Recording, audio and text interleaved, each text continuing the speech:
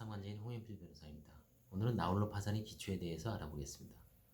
채무자는 2002년경 카드 사태 때 신용카드 돌려막던 중 돌려막기를 중단하고 그동안 주민등록은 방치한 채 일용직 노동자, 노숙자처럼 유리걸식, 동가식, 서가식으로 살아왔습니다. 주민등록, 직권말소, 재등록이 초본에 눈에 띕니다.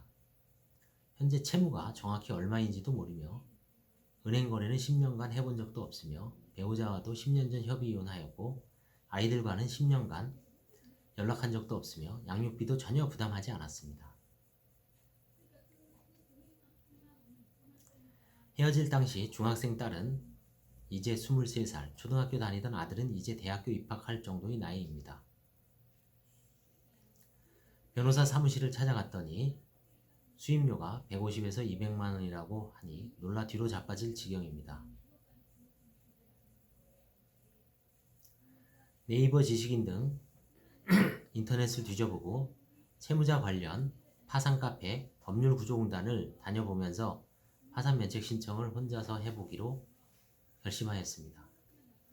어떻게 어디서부터 시작해야 할까요?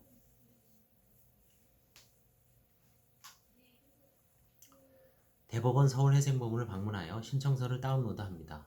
대충 읽어봐도 재산이 없음을 표기하는 곳에 전부 손이 갈 수밖에 없습니다.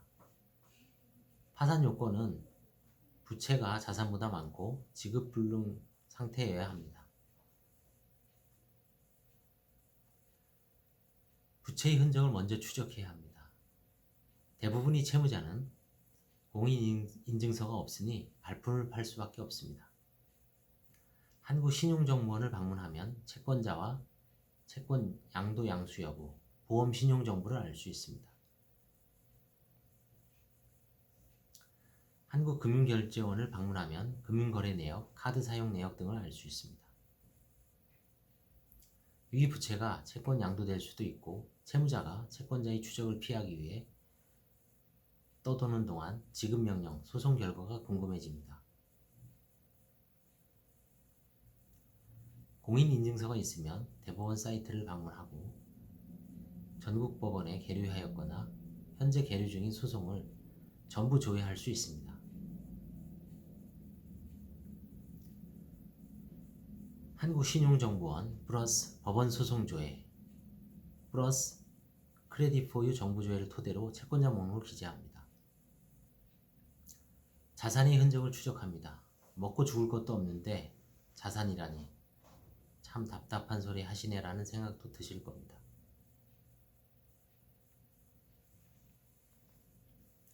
그러나 어느 정도 발품을 팔면 개인 파산에서 가장 환가가 빈번한 보편상자, 즉 보증금, 보험금, 보험해약 환급금, 부동산 편파행위, 상속, 자영업자 은닉의 파고를 쉽게 돌파해서 관제인의 조사를 어렵지 않게 헤쳐나갈 수 있습니다.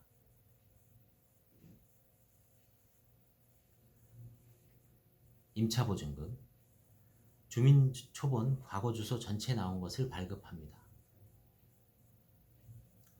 주민등록 직권말소, 재등록이 나오면 그 자체로 유리걸식을 추정할 수 있습니다.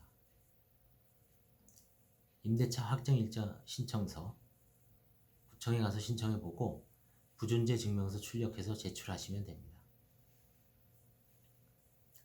보험해약 환급금, 보험금은 2단계 심사가 적용됩니다. 종로 5가 한국기독교 100주년 기념회관에 있는 생명보험협회 수도권 본부를 방문합니다.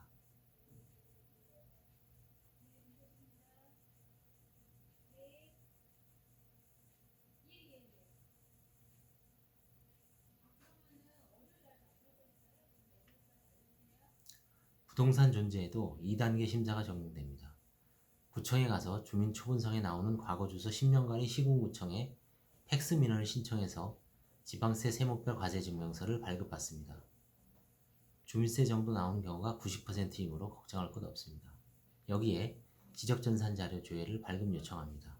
없으면 없는 대로, 있으면 있는 대로 발급해 줍니다. 상속, 마찬가지로 2단계 심사가 적용됩니다. 부모님이 돌아가신 날짜를 파악해야 합니다. 1990년대 이후 사망자는 말소자 주민 초본을 내고 그 이전에 돌아가신 분들은 재적등본에 사망일자가 나옵니다. 가족관계 증명서에 사망일자가 기재되지 않는데 그 이유는 참 의문입니다만 현재 사망 도장만 찍힙니다. 부모님 지적전산 자료를 발급받습니다. 있으면 있는 대로, 없으면 없는 대로 발급이 됩니다. 여기서 없으면 상속재산이 없거나 이미 처분된 것입니다. 상속은 2단계 심사를 합니다. 미등기 상속재산 보유 여부, 채무 초과 상태에서의 상속 협의 분할 내지 상속 포기 여부. 부모님이 최근 10년 내에 사망하였다면 사망일 역순으로 3년 정도분이 부모님 지방세 세목별 과세 증명서를 발급받습니다. 사망 당시 주소지에서 발급받아야 합니다. 만약 부친이 강원도 횡성군에서 수년 전 돌아가셨다면 서울 아무 구청에 가서 횡성구청에 팩스 민원 신청을 해주도록 요청합니다.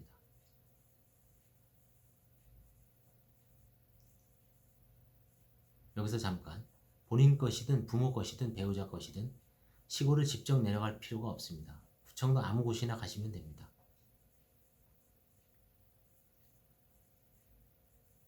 자영업, 근로 여부, 세무서를 방문하여 8가지 증명을 한꺼번에 용지에 꺽쇠 표시를 하여 발급을 신청하면 한 장에서 수십 장 정도 개별 채무자의 상황에 맞게 출력해 줍니다. 10년 이상 노숙자라면 한 장, 가정주부도 한 장. 예를 들어 귀하는 사업자 등록 사실도 없고 세금 체납 사실도 없고 근로소득 원천 징수 사실도 없습니다. 이렇게 출력이 됩니다. 따라서 유리걸식했다는 것이 입증이 됩니다. 그런데 사업을 하고 부가가치세를 냈다면 부가가치세 납부 사실, 세금을 체납했다면 체납 사실, 복식부기를 했다면 재무집행 증명 등을 발급해 줍니다. 있으면 있는 대로, 없으면 없는 대로. 결론. 자산소득 등 5대 지표에서 별다른 사항이 없으면 관제인이 판정하는데 골무기고 서류 넘기면 10분도 걸리지 않습니다.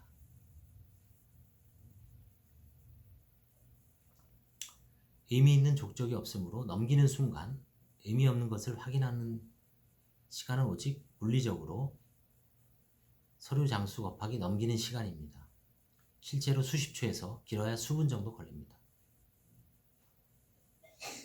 본인 것을 기준으로 배우자, 자녀, 부모 것도 이와 같은 동일한 방법으로 서류를 구비하고 빈칸을 메우면 됩니다.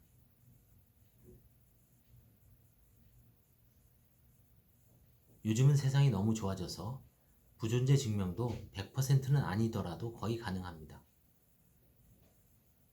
기술, 정보의 발전과 집중은 역으로 파산 빅브라더가 출연할 수 있습니다. 빼돌린 흔적이 명확하게 드러납니다. 모든 것을 파악할 수 있습니다.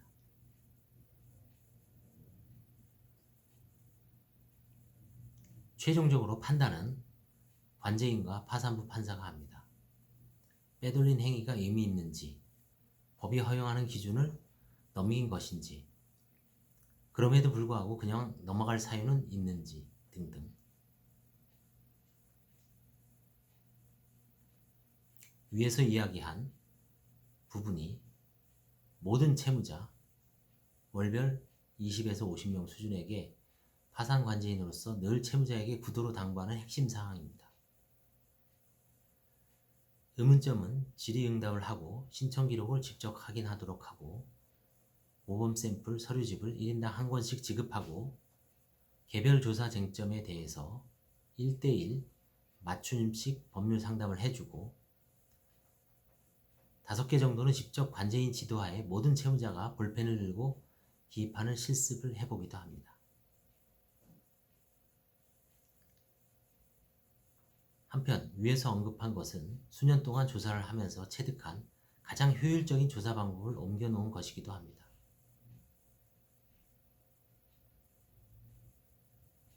부존재 서류를 모범 샘플과 같은 순서로 내는 채무자는 면담도 수분 만에 마치고 수분 내에 면책 판정이 가능합니다.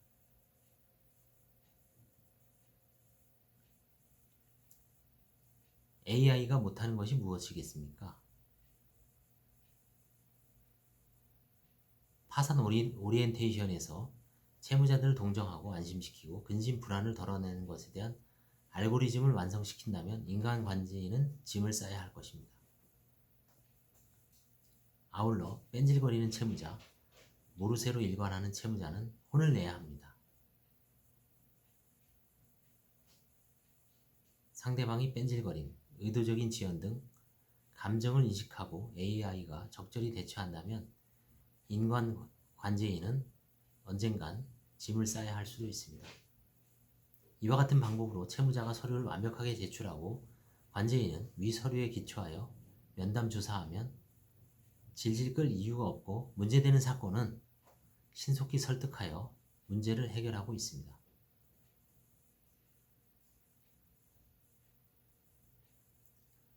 의외로 설득이 많은 시간을 필요로 하고 때로는 소송을 하기도 하고 조회, 감정 절차 등 파산 비속 영역에서 소송 절차의 모든 기법이 동원되는 사건이 점차 증가하고 있기도 합니다.